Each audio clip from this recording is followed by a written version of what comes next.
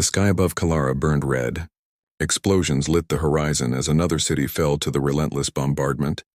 Elder Vorn stood on the bridge of the last evacuation ship, watching his world die through the viewport. Around him, his people worked frantically at their stations, their blue skin pale with fear. "How many ships made it out?" Vorn asked, his voice steady despite the chaos. 42, Elder, replied Kess, his second-in-command. "But the Drex are hunting them down one by one. We have lost contact with 16 vessels in the last hour." Vorn closed his eyes. 16 ships, thousands of lives. Gone. The Kalari had been a peaceful species for 300 years. They built cities of light and crystal. They studied the stars and composed beautiful music. They never thought they would need weapons. They never imagined someone would come to destroy them simply because they could. Then the Drex arrived. The warrior race came without warning. Their ships were massive and brutal, built only for destruction. They demanded surrender. When the Kalari refused to become slaves, the Drex opened fire. That was 6 days ago. Now the Kalari civilization teetered on the edge of extinction. "Send the distress signal again," Vorn ordered. "Broadcast it across all frequencies. Someone must hear us. Someone must care." Kess nodded and activated the communications array. The message went out into the void, a desperate plea in dozens of languages. "This is Elder Vorn of the Kalari people. Our world is dying. Our people are being slaughtered. We beg any civilization that can hear this message. Please help us. We have committed no crime. We seek no conflict. We only wish to survive. Please, anyone, help us." The message repeated over and over, echoing through space. It reached 100 worlds, 1,000 listening posts. Most ignored it. Some felt pity but did nothing. Fear kept them silent. The Drex were too powerful, too ruthless. To help the Kalari was to invite death. Light years away, in a distant corner of the galaxy, the message reached Earth. Admiral Cole stood in the command center of the United Defense Command, listening to the Kalari's plea for the 3rd time. Around him, his officers waited in tense silence. The holographic display showed the Kalari system, marked in red. Drex ships swarmed around it like predators circling wounded prey. "It's too far," said Commander Grant, shaking his head. "By the time we get there, it will be over." "Then we move faster," Cole replied, his jaw set. "Sir, we don't even know these people. This isn't our fight." Cole turned to face his officers. His eyes were hard as steel. "A species is dying. They asked for help. That makes it our fight." He stepped to the tactical display and began marking coordinates.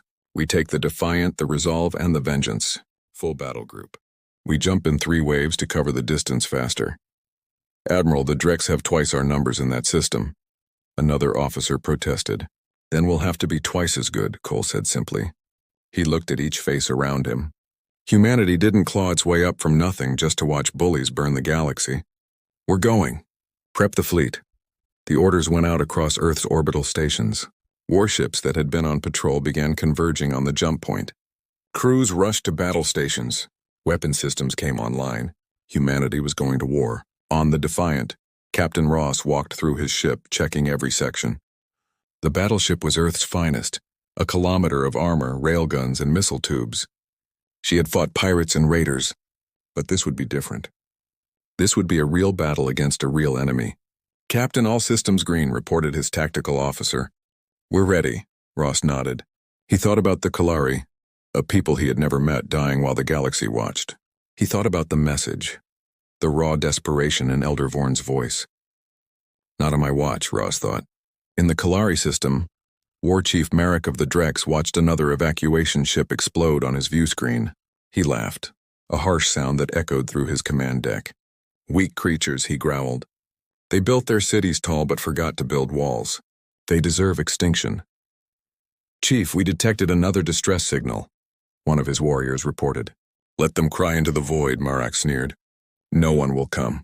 No one ever comes." But he was wrong. The human fleet was already jumping through space, racing toward a desperate people who had begged for salvation. And humanity was bringing ships, guns, and the will to fight.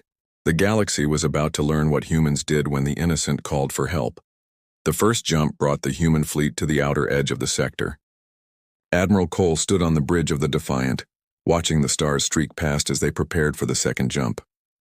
Every second mattered now. Every moment of delay meant more Kalari lives lost. "Jump drive charging," announced the navigation officer. 60 seconds to next jump. Cole studied the tactical display. Intelligence reports showed 15 Drex warships in the Kalari system. Heavy cruisers, all of them, built like fortresses and armed to the teeth. The human battle group had 12 ships.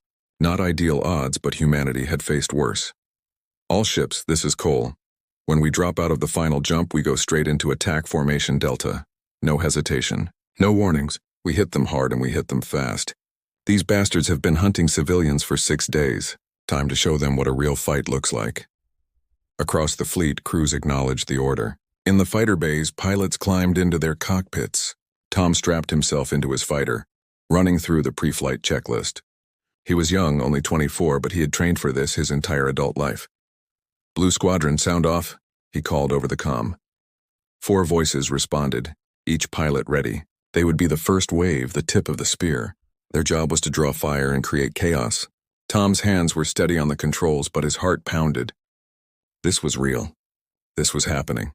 The Defiant shuddered as the jump drive engaged. Reality twisted and stretched. Then they were moving again, hurtling through the void toward the Kalari system. In the engine room, Lisa monitored her displays with sharp eyes. The jump drives were running hot, pushed beyond their normal limits. But they would hold. She would make sure of that. Every percentage point of extra power she could squeeze out meant they arrived seconds earlier. And seconds saved lives. Engine output at 112%, she reported. Coolant systems compensating. "Good work, Lisa," Captain Ross replied over the internal comm. "Keep her together. We're going to need everything she's got." The third and final jump began. The fleet dropped into normal space at the edge of the Kalari system. And suddenly the peaceful stars were replaced by a vision of hell. Debris filled the space around the planet. Broken ships, Kalari and Drex both, tumbled through the void. The planet below showed massive scars. Cities turned to craters, forests burning, oceans choked with ash. And everywhere, Drex warships prowled like sharks, hunting the last fleeing evacuation vessels. "Target lock on all Drex ships," the tactical officer reported. "Fire," Cole ordered. The Defiant's railguns spoke first. Solid slugs accelerated to a fraction of light speed tore across space. One struck a Drex cruiser's shields, collapsing them instantly. The second shot punched clean through the hull, and the enemy ship broke apart in a ball of fire. The other human ships opened up in a devastating salvo. Missiles streaked through space, their engines burning bright. The Drex fleet, which had been focused on helpless civilians, suddenly found itself under attack by an enemy that fought back. On the bridge of his command ship, War Chief Marak stared in disbelief as 2 of his vessels exploded within seconds. His sensors showed the new arrivals, ships he had never seen before using weapons he didn't recognize. "Who dares?" he roared. "Identify those ships!" "Unknown design, Chief. They are not from any known species in this sector." Marak's lips pulled back in a snarl. "Then they will die like the Kalari." "All ships break off pursuit. Turn and engage the newcomers. Show them the price of interfering with the Drex." The Drex warships turned ponderously, their heavy armor making them slow. They opened fire with their plasma cannons, brilliant green bolts of superheated energy that could melt through most shields. But the human ships danced. Captain Ross had studied the intelligence reports. He knew the Drex relied on brute force. Their ships were tough but slow. Their tactics were straightforward. Close in and pound the enemy into scrap. "All power to forward shields," Ross commanded. "Helm, bring us about. Angle 45 degrees to their firing solution." The Defiant banked hard, moving with an agility no ship her size should possess. The Drex plasma bolts passed harmlessly through empty space where she had been a moment before. The human battleship returned fire, her railguns tracking with precision. Each shot found its mark, hammering away at Drex armor. Tom and Blue Squadron screamed out of the Defiant's launch bay, 5 fighters against an armada. They split up immediately, each pilot choosing a target. Tom locked onto a Drex cruiser and opened up with his kinetic cannons. The round sparked against the enemy's shields, drawing attention exactly as planned. "Blue Leader, you've got 2 Drex fighters on your tail," warned Blue 3. "I see them," Tom replied calmly. He pulled his fighter into a tight spiral, then killed his engines and flipped the ship 180 degrees. His pursuers shot past him and he lit them up with a sustained burst. Both Drex fighters exploded. Across the battlefield, the engagement intensified. The Drex had numbers and armor. The humans had speed and precision. Every human ship moved like it was dancing, evading fire that should have destroyed them, returning shots that found weak points in Drex defenses. Elder Vorn watched from his evacuation ship in shock. The newcomers fought like nothing he had ever witnessed. Their ships moved with purpose and grace. Their weapons fired with devastating accuracy. And they were winning. "Kess," he said quietly. "Who are they?" The computer identifies their language as human, from a world called Earth. Elder, they came. Someone actually came. Vorn felt tears stream down his face. After 6 days of hopelessness, after watching his people die while the galaxy stood silent, someone had answered their call. On the Defiance Bridge, Admiral Cole watched the tactical display with satisfaction. The Drex were breaking formation, confused by an enemy that refused to fight by their rules. "All ships, press the advantage," Cole ordered. "Captain Ross, take the Resolve and the Vengeance. Flank them from the port side. Let's finish this." The human fleet split into 2 groups, executing a pincer movement that would have made any military academy instructor proud. The Drex suddenly found themselves caught between 2 forces, taking fire from multiple angles. War Chief Marak realized for the first time in his brutal career that he was losing. These humans, whoever they were not prey. They were predators, and humanity had just arrived at the hunt. War Chief Marak watched another of his cruisers die. The human ships moved through his formation like blades through paper. His warriors, who had never known defeat, now knew fear. "All ships, fall back," Marak roared into the comm. "Retreat to the jump point." But the humans had anticipated this. Captain Ross had positioned the Resolve directly between the Drex fleet and their escape route. The enemy was trapped, caught between 3 human battle groups with nowhere to run. "They're trying to break through our line," Ross reported to Admiral Cole. "Don't let them," Cole replied simply. "Show them what happens when they pick on civilians." The Resolve opened fire with everything she had. Railguns, missiles, and laser batteries all spoke at once. 3 Drex cruisers tried to punch through the blockade. Only one made it, limping away with half its hull torn open. The other 2 became expanding clouds of debris. Tom and Blue Squadron had switched targets. Now they focused on protecting the Kalari evacuation ships. Several Drex fighters, ignored by their retreating motherships, were making suicide runs at the civilian vessels. "Not today," Tom muttered. He pushed his fighter to maximum burn, intercepting a Drex pilot seconds before he could ram an evacuation ship. Tom's guns tore the enemy fighter apart at point-blank range. "Blue Leader, the Kalari ships are moving to a safe distance," Blue 2 reported. "We've got them covered." On Elder Vorn's ship, the bridge crew watched in amazement as human fighters weaved a protective screen around them. Every Drex attack was intercepted. Every threat was eliminated. The humans fought like they actually cared about people they had never met. "Open a channel," Vorn ordered. "I need to speak to their commander." A moment later, Admiral Cole's face appeared on the view screen. He was older than Vorn expected, with gray hair and tired eyes. But those eyes burned with determination. "Elder Vorn," Cole said. "We received your message. Sorry it took us a while to get here." Vorn struggled to find words. "You came. You actually came. We sent that signal to hundreds of worlds. You were the only ones who answered." Cole's expression hardened. "Then the galaxy needs to do better. No one should die alone while others watch. Not on humanity's watch."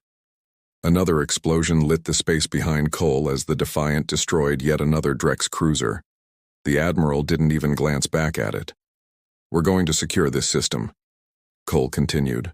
"Your people are safe now. You have my word." The channel closed.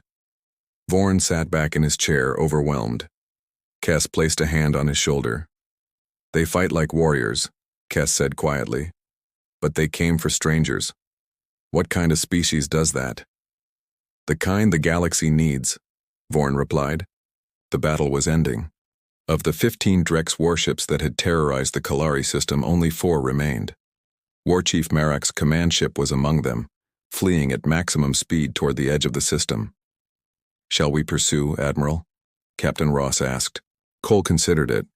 Part of him wanted to hunt down every last Drex ship. But he looked at the tactical display at the 42 Kalari evacuation vessels that still floated near the ruined planet. Those people needed help more than the Drex needed punishment. "Negative," Cole said. "Let them run. Let them tell their empire what happened here. Let them spread the word that humanity doesn't tolerate bullies." Lisa's voice crackled over the internal comm. "Admiral, I've got damage reports coming in. Nothing critical, but we took some hits. We'll need repairs." "Good work keeping us together, Lisa," Cole replied. "Begin damage control procedures.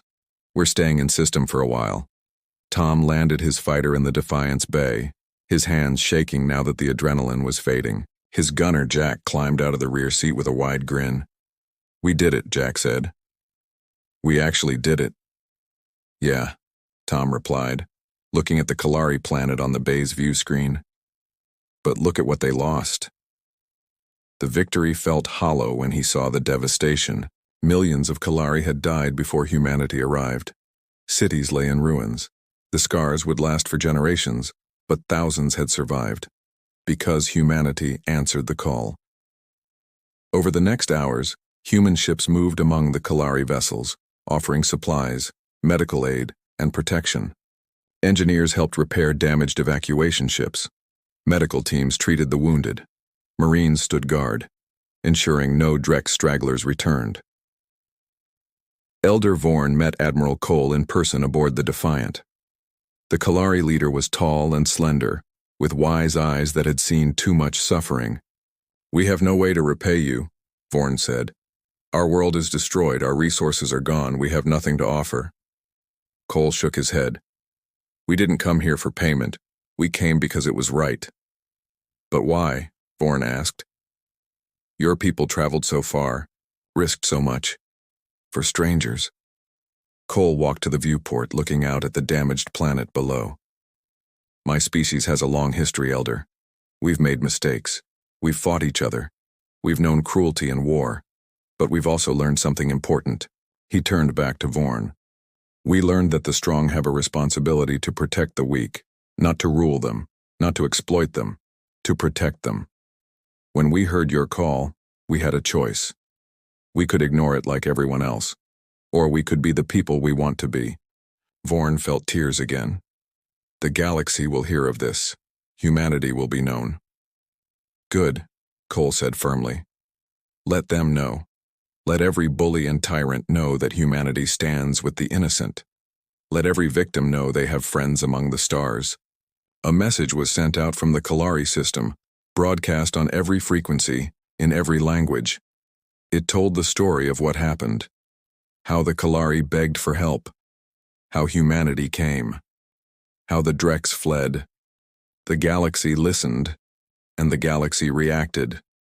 On 100 worlds, oppressed people heard the message and felt hope for the first time. On a dozen warlike empires, leaders reconsidered their plans for conquest. And on Earth, people watched the news and felt pride in what their fleet had done. In the weeks that followed, more human ships arrived. Not warships this time, but construction vessels and supply transports. Humanity helped the Kalari rebuild. Engineers worked alongside Kalari survivors to restore what could be saved. Cities began to rise again from the ashes.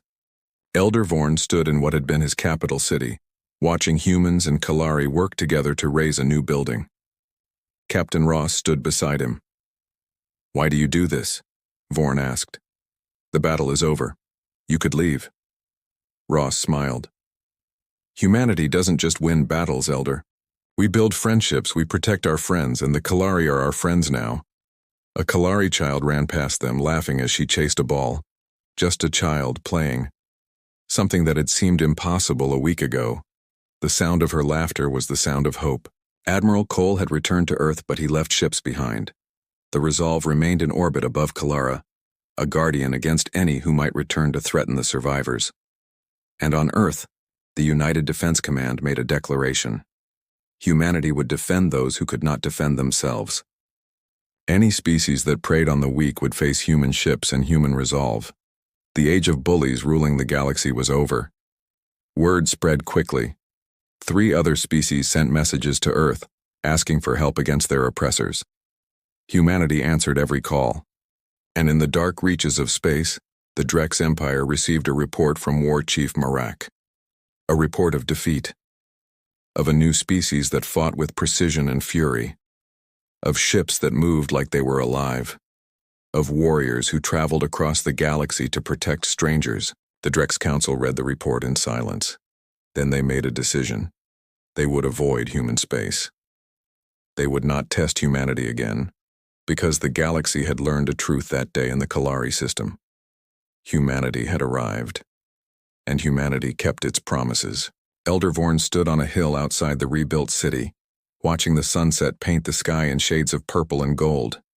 Beside him stood a memorial, a simple stone monument with names carved into it, the names of Kalari who had died, and at the Kaiau bottom, a single line in both Kalari and human languages. They called for help. Humanity answered. Vorn touched the stone gently. His world had been broken but not destroyed. His people had been wounded but not defeated.